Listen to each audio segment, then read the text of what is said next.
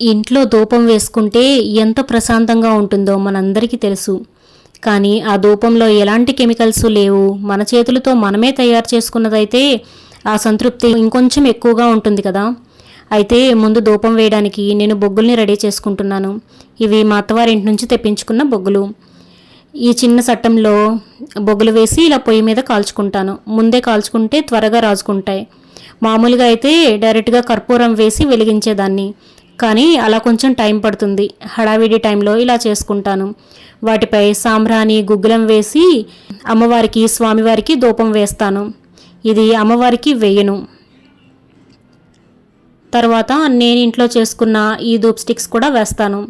ఇందులో సాంబ్రాణి, గుగ్గిలం, ఆవు పేడ, పూలరేకులు, వేపాకు, పచ్చకర్పూరం, హారతి కర్పూరం లాంటివన్నీ వేసి నా చేతులతో నేనే తయారు చేసుకున్న ధూప్ స్టిక్స్.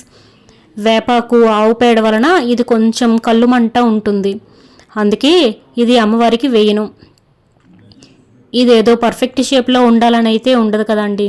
షేప్లో ఉండవు, ఎందుకంటే మన చేతులతో మనం చేసుకున్నాయి కదా. మన దగ్గర ఎలాంటి మౌల్స్ లేవు. మనం ఎలా చేసుకున్నా అది బాగానే ఉంటుంది. ముఖ్యంగా ఇందులో ఎలాంటి కెమికల్స్ ఉండవు అనే నమ్మకం ఉంటుంది.